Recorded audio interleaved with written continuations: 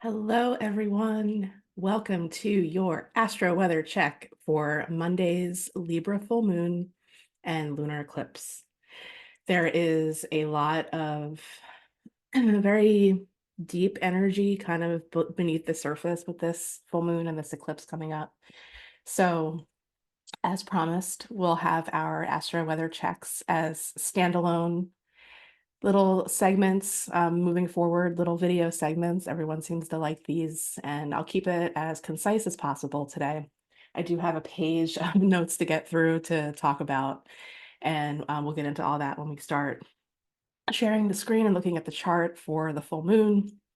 I'm sure that themes that are personal but also collective, we've already started to notice as we're kind of in the pre-full moon energy already. And this one's tagline is "in a relationship." So I just want everyone to keep in mind, as we're doing the discussion on everything, that that is not just necessarily a romantic relationship.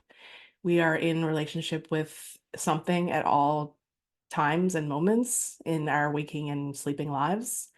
We are in a relationship with ourselves. We can be in a relationship with our environment. We're always in a relationship with our environment. It could be a romantic partner. It could also be a friend, a family member, sibling, you name it. We're always in some kind of relationship. And that is one of the main themes of Libra is our relationships, our partnerships, but also keeping in mind balance, peace, harmony, aesthetics. There's a lot of themes and energies that go into the sun. So right now, this is going to be, and it'll probably feel, if it's not already feeling like a big point of release in some way. And just think back, as I always say, I work with the lunar cycles on the long term. So new moon to full moon in the same sign, and that's roughly 6 months. So our Libra new moon last year was a total solar eclipse on October 14th of 2023. So this whole lunar cycle has had a lot of energy kind of coming up, things coming up for a release because it's the South Node's involved. That's where the South Node is right now. This will be a South Node eclipse. And we'll get to that more when we look at the chart. But just as I always have said in past episodes, the greatest description that I've heard for the South Node of the moon is the great anus of the zodiac. And I attribute that to Judith Hill. And it's hilarious, but also succinct and extremely true. So this is a very big, we release under full moons anyway, but with the South Node present, it's going to be even more intense.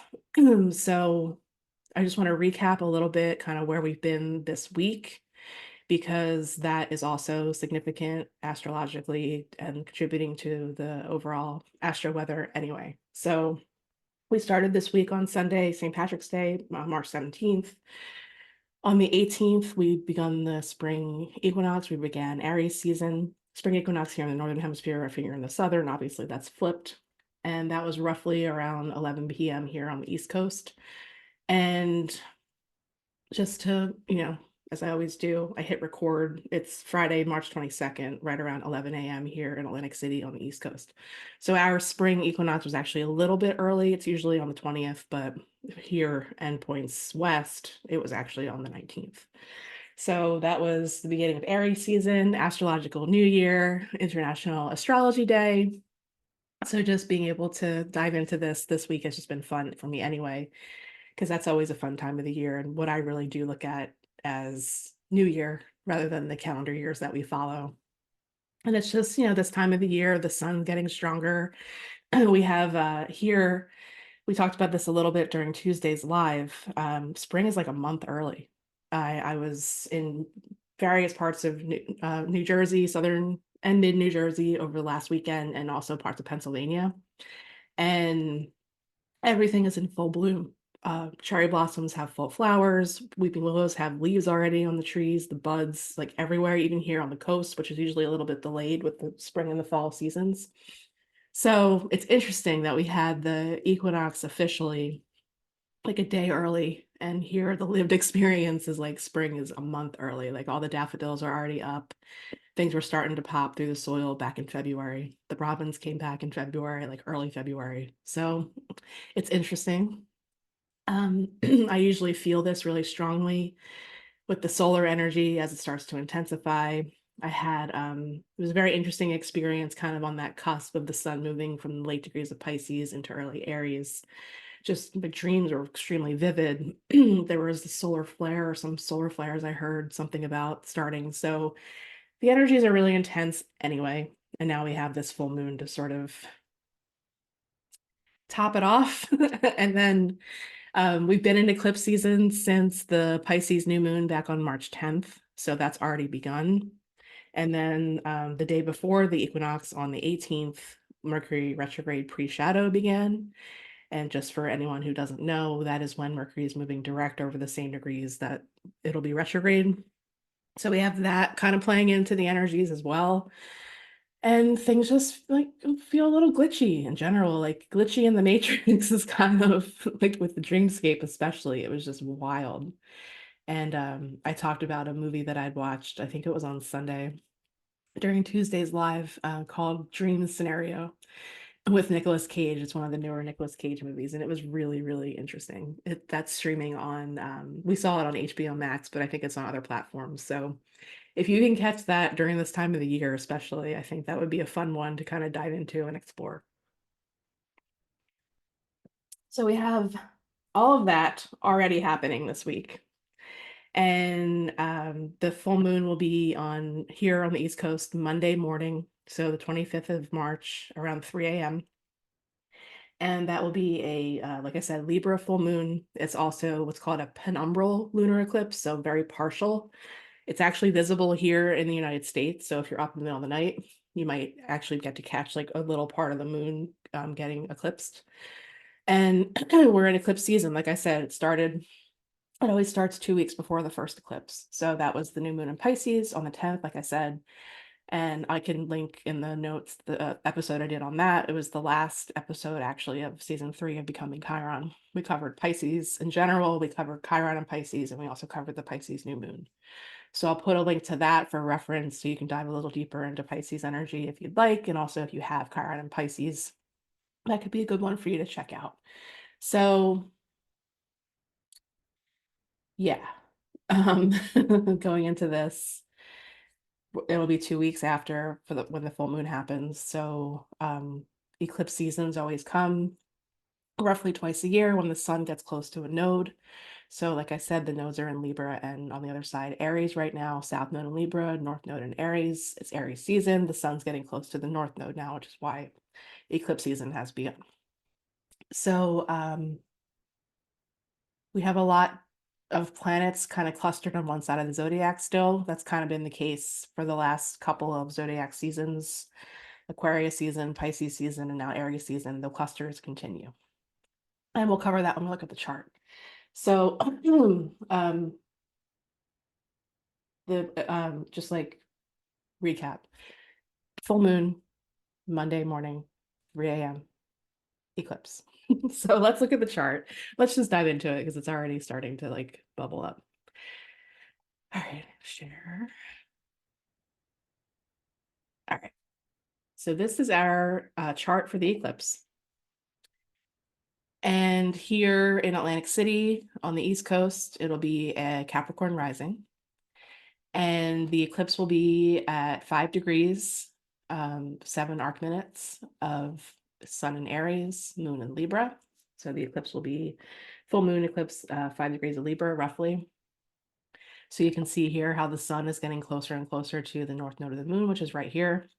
And I've touched on this in several episodes before, and I'll actually link to the Libra New Moon Solar Eclipse episode that I did last year for that one. Aries and Libra, it brings up relationships. It brings up our individual selves and how we show up in partnership. Aries is us as an individual, us as independent, us doing our own thing on our own personal journey in this lifetime, in this incarnation. And on the other side, Libra is how we relate to others, our environment, friend, like I said in the beginning, friends, family, whatever the relationship is, we're always in some kind of relationship. And back in August, when we did the episodes around the Venus retrograde, the mantra that I kept repeating for that whole retrograde, but also a lot of the other things that were playing into it, was the strongest relationship I have is the one with myself. So I want everyone listening, tuning in, to remember that mantra moving into and the energy leading up to the energies that we're in now, but also on the other side, moving further into eclipse season with Venus in particular. Venus rules this eclipse. Venus rules this full moon because Venus rules the sign of Libra. Venus right now is in the sign of Pisces right here. It's a happy place for Venus to be.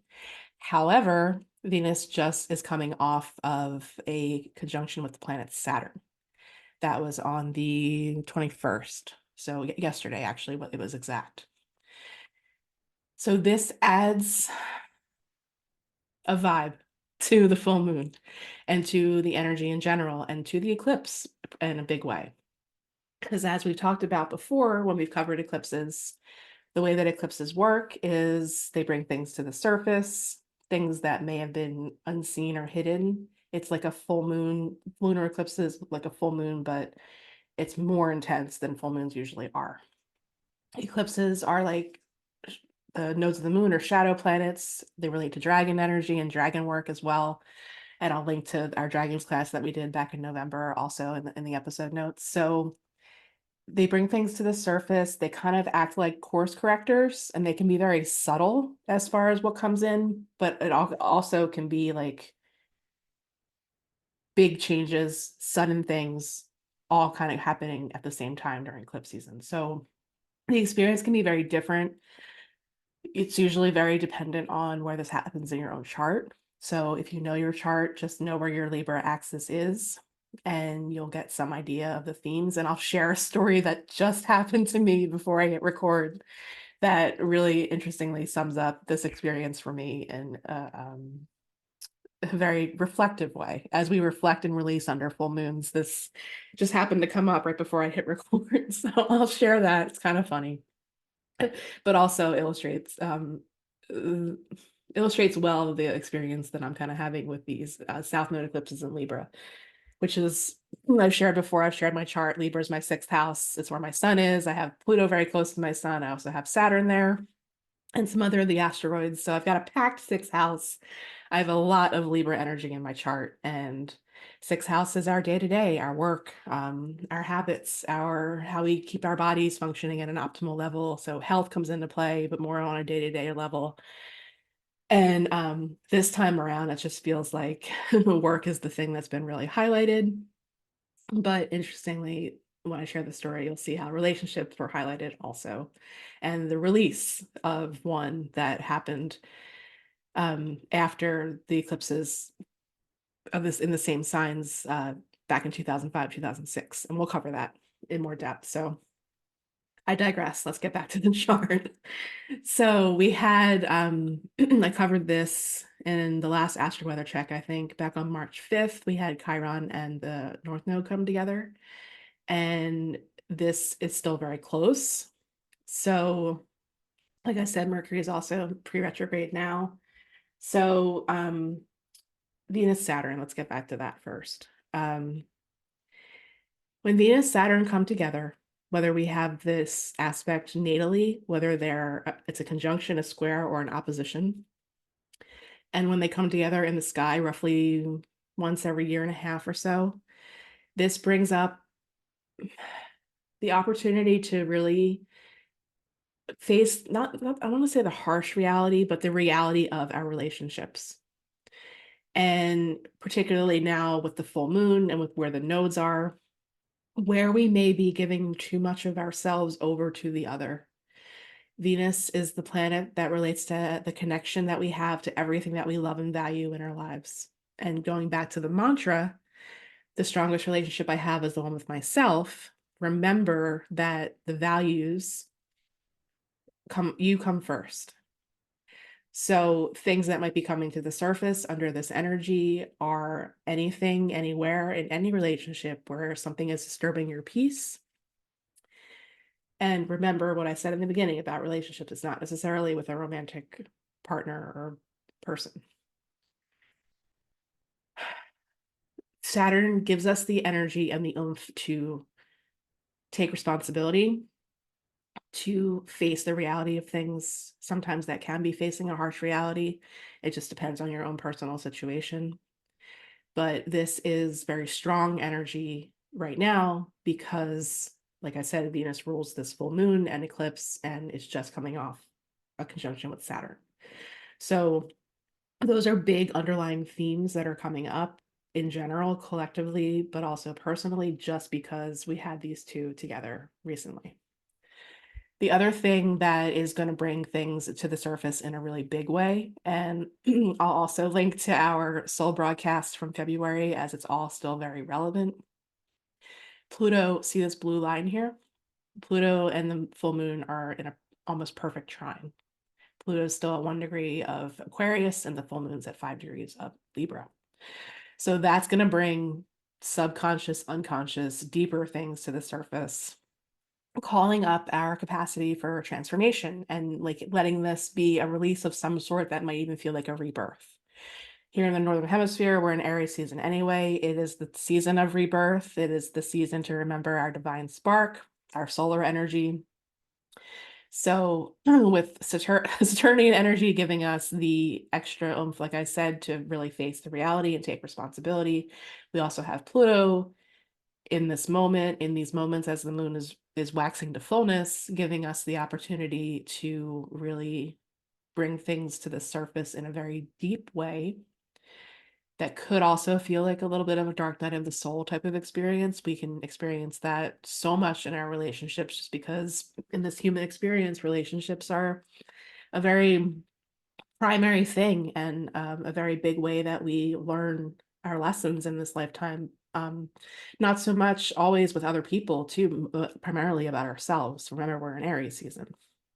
So that energy is definitely infused into this also. And as you can see, like I said, we have this cluster here on the one side of the zodiac. So it's like the South Node and the moon coming together around the eclipse is like the handle of a big bunch of balloons for all the other planets that are kind of over here. What are these planets all asking us to do? Well, like I said, eclipses are like shadowy times anyway. Course corrections, things come up that get us more on path to an extent. And with Mercury being in the pre-shadow now, our perspective comes into play. Our mindset comes into play. Mercury can also, during Mercury retrograde times, old friends can come back into our lives to kind of teach us about maybe why we're not friends with that person anymore. So this is all brewing in the cosmic astro weather also concurrently. It's not too rare to have a Mercury retrograde and an eclipse season at the same time.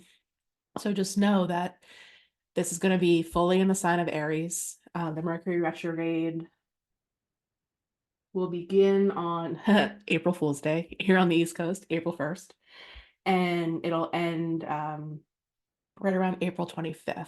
So it'll be from Mercury still has a little ways to go, 27 degrees of Aries all the way back to 15 degrees of Aries. So Mercury and the North Node, Mercury and Chiron, are in this conversation in a big way. They are all kind of sitting in the cave, brewing up something for all of us to really put in under the microscope this time around. Where can we be more independent? Where can we be more sovereign in our relationships, one, but also just in our life in general? Where can we dig a little deeper into ourselves to bring that perspective shift or whatever ideas are getting planted in the seeds of your consciousness to an extent? This is what this Mercury retrograde is going to be very much about. And this year, when I covered the last one in Capricorn, we're transitioning from earth to fire. And I'll provide a resource at the end to learn more about that also. So it's a very big shift as far as the Mercury energy goes too, because we're moving more into an action-oriented time this year and next year with the retrogrades being in the fire signs. So this release that's happening with this full moon is going to take grit. It's going to take action. It's going to take you kind of steeping in whatever's coming up during the eclipse season, especially the time between the two. So Monday, March 25th to April 8th, and I'll cover that one in another episode. That's going to be a whopper. Those 2 weeks in between is the really most intense time. So that's when the retrograde will be in full force, and it's definitely going to bring things up. And these are all the lessons that are kind of underlying in the cosmic weather, where all the planets are teaching us about all of the things that I'm covering. So I already covered Chiron, the North Node, Mercury, the North Node. I just want to make sure I get everything here. I have a whole list, like I said. So covered Moon, Trine, Pluto. And yeah, just the stelliums in general at the two. So the end of Pisces, where Neptune's sitting, and I covered that in the last episode as well. Neptune and the sun come together only once a year. It's like it's a threshold, but like the biggest threshold that there is, kind of, because Pisces is the end of the zodiac and Aries is the beginning. Pisces is transcendence and Aries is the divine spark that brings life. So this whole section of the zodiac is very interesting anyway, just because of that energy that we have involved. And there's a lot of water and fire, which are two elements that are kind of incompatible. Water puts fire out. So just that kind of energy with elementally is infused into this too. So the one thing that is super, super important, which I've sort of kind of touched on in everything that I've said, a big underlying vibe is what's called a yod. And I've covered yods in this podcast before. I have not yods natally. So what we have here, as you can see, is this big green triangle. We have an almost exact yod between Venus and Pisces, Jupiter and Taurus, and the South Node in Libra. And what a yod is the translation pretty much is a finger of God. This is like a feeling of destiny. So whenever we have it natally, it's something that's kind of always there and ever present in our lives. When we have it by transit collectively, it's something to really tap into that's underlying the energy like in a huge way. So Venus and Jupiter are considered the two quote unquote benefic planets, the two that kind of bring more higher vibration energy to things. Jupiter's been in Taurus now since spring of last year, essentially, I'm pretty sure, and will be until around the end of May this year. Jupiter spends about 1 year in each sign. Venus is kind of whipping through Pisces at this point. Venus is in this interesting part of the cycle where traveling behind the sun and becoming invisible is upon us. And that is in Venus's cycle a few months every time. So Venus will go from the morning sky to the evening sky, and we'll have this time of invisibility and connection with the sun and the solar energy. So Venus is actually dropping from the sky very soon. So having these two connect and have contact with the South Node at the time of this full moon and eclipse is a really interesting thing. And it really puts that energetic focus on the release. So really think about that as you're tuning into what's coming up around this full moon, around this eclipse, how you're connecting it back to the fall eclipse season from last year, the new moon, the total solar eclipse that was in Libra on October 14th. And how things are culminating and are materializing in your life since then. You know, definitely focus on the primary themes in the context of everything that I've already touched on, but just know that there is some kind of ever-present finger of God destiny thing that's happening with all of this in general, collectively, but also individually. So the yod is a really, really important thing. It won't last very long because it's pretty much like 1, 2, 3 degree orbs are usually kind of how these come together, and Venus is moving quickly. Like I said, the South Node will move on. Jupiter's kind of trudging along in Taurus pretty quickly now too. So this is like an instant, a moment, a strike while the iron is hot type of feeling under the energy of this full moon. So I want to make sure I focused on that as well. And the other thing to keep in mind, if you want to learn more about this eclipse, if you want to see the path of visibility for any eclipse in general, I've touched on this before in other episodes. The website timeanddate.com is a really great resource. They have so much information on each eclipse. There's more information that you can dig into a little bit on the site that gives you like information on the overall series of eclipses. It's called the Saros cycle, Saros. Eclipses are like, I'm just brushing the surface to the, the depth that eclipses actually have. And you can learn more about them by digging a little bit more deeply into that information. There's a book out there by this woman, Bernadette Brady, called The Eagle and the Lark, which is another really great resource. I don't have a copy yet. That's on my list to get. That goes really deeply into the themes that are tied to eclipse families. I alluded to this a little bit before, so we'll get into that next as far as when the eclipses happened in this part of the sky in this way the last time. So every roughly 18 and a half years, the themes repeat, the cycles repeat, and it'll touch the same part of our chart during those times. So there's a whole other really cool things about eclipses that it infuses all of this, beyond what I'm touching on in this moment. So just know there's further exploration that you can do. And yeah, that's a good segue as far as reflecting back. So that is our Astro-Weather check for the energy of the full moon in the time of the full moon. So the other way to work with these is to think back to when the eclipses were happening in the same space of the sky throughout your life. So depending on how old you are, roughly 18 and a half year cycles, you can have several times where this has happened before. For me, I'll get to that, but just for reference, the last time that we had eclipses like these, like the ones that are coming Monday and then on April 8th, were in the spring of 2005. So like I said, this will always touch the same part of your chart when they're happening in the same spot. I said Libra for me is my 6th house. I shared much more detail about all of these experiences in the first season of Becoming Chiron, when that was all just, personal shares. So 2005 was when I made the big switch from the job at the veterinary office to the first job that I ever had in the career that I had prior to becoming self-employed full-time. And the summer of 2005, actually, I started, the inner workings of it were really in the spring, but the full transition was in the summer of 2005. So really interesting for me that day-to-day work, like my day-to-day life changed dramatically during that time. But then also, so think about that and reflect on that for you personally. How does that look? What does that mean? What was happening for you back in 2005? And then you can even go 18 and a half years before that. So we got a letter from,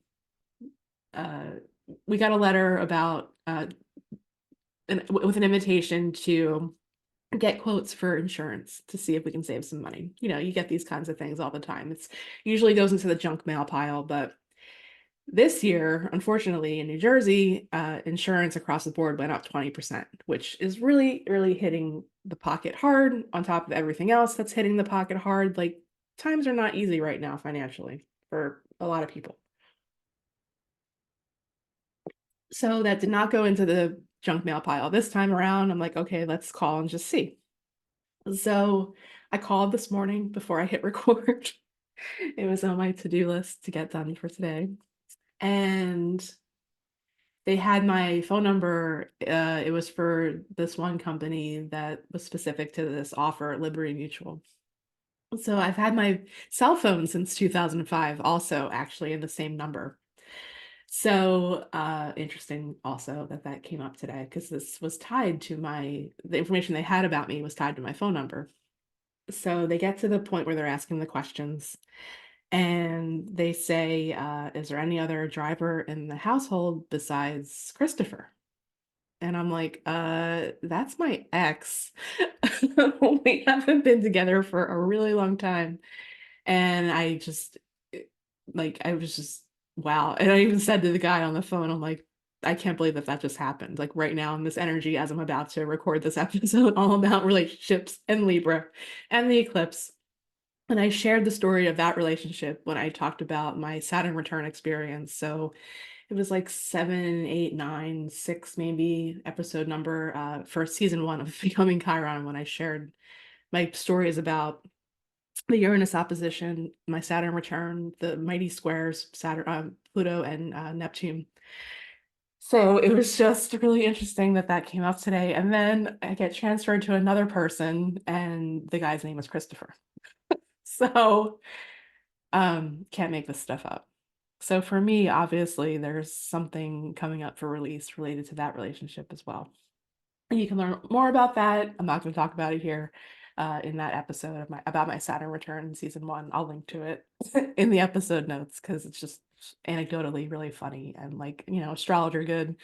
I borrow that phrase from Chris Brennan. It's just like when things happen, even good, bad, whatever, it's all, part of the lived experience. But when it's can even be something unfortunate for somebody else, it's astrologer good because it perfectly illustrates the point and the energy and everything that I'm talking about right now. So just use that in your own, put that in your toolbox, my own personal experience that, stuff like that may come up, especially with Mercury kind of brewing anyway, during this time also, like friends, but also with Venus rulership, ex lovers, ex relationships, romantic relationships. I mean, he was my ex fiance, so interesting. So that happened. And then just want to touch on the last time Mercury retrograde was in the sign of Aries was March, April of 2018. So that was our last fire elemental year. And I bring that up because you can learn more about that. There's this one awesome astrologer, Gary Caton, who's written a book, Hermetica Triptycha, all about Mercury and the elemental year and that energy just as the lived experience, but also natally, like prenatally. So you can learn all about fire, the one that we're moving into, and other ones. He's going to do a whole class and presentation for the CIA Academy on March 27th. So coming up soon next week. And I'll put a link to that in the episode notes as well. It's only $25. You can join live. And but there's also, you'll get a recording and class materials if you can't be there live. So I just taught my first class for the CIA Academy back in November. Julia's wonderful. Highly recommend her, Gary. They'll probably go through all kinds of sample charts in his book and everything. His book is incredible. So if you want to learn more about Mercury in general, but also specific to the elements and the cycles of the elemental years, highly recommend, if you can, attending that class. So the only other thing I really wanted to cover today, two things. One, I brought back a lunar blend for this full moon. It is specific to the energy of Libra and Aries. So the two oils included in this blend are rosemary, which is the signature oil for the sign of Aries, and palmarosa, which is one of the oils for the sign of Libra. I've brought the lunar blends back this starting in 2023, and I'm just happy to offer them again. I just have so much fun making them, and it pulls in astrological aromatherapy, which is what I taught my CIA class about, and kind of like my primary thing that I pulled together in these two disciplines, aromatherapy and astrology. So it's just a small amount. It comes in a little 5 milliliter orifice reducer bottle. I don't want to open this. This is actually a complete one. So it's roughly 50 drops of oil, 25 drops rosemary, 25 drops of palmarosa. And this can offer some kind of energetic support during the energy of the full moon. I put these blends together starting in 2019, which was really cool. And I've been offering them here and there since then. People love them. I love them. It's energy medicine. So we're tapping into the law of correspondences here with the energy of the zodiac signs and the planets and the plants and the essential oils. So like I said, rosemary is a signature oil for Aries. Palmarosa is one of the signature oils. It comes from a grass for Libra. So those are the only two in this blend. And it'll come with a little instruction sheet on how to use it and what you can do with it and, safety, how to store it, all of that. So that is up on our website. The quantity is limited. I actually sold one already. I only have 4 left, and they are only available under the energy of the full moon. So I'll take it down on Monday. So if you want one, they're only $15 plus shipping and handling and sales tax. And I'll put a link to those as well in the episode notes. So get your lunar blend if you want a little extra support under the energy of the full moon that's incoming. We have a nor'easter coming in this weekend here on the East Coast. So the wind and the unsettling and all that is sort of present again. The last several season changes that we've had, it's been some kind of storm, some kind of wind. Like we're in that cardinal energy anyway, which is really interesting how this is all kind of happening. And I mean, what I mean by that is Libra is cardinal air and Aries is cardinal fire. So we have yet another chaotic equinox experience coming with another storm that's going to hit. So I'm preparing to kind of hunker down and diffuse my lunar blend and think about all the things that have come up. So that's how I'm going to spend my full moon and eclipse experience.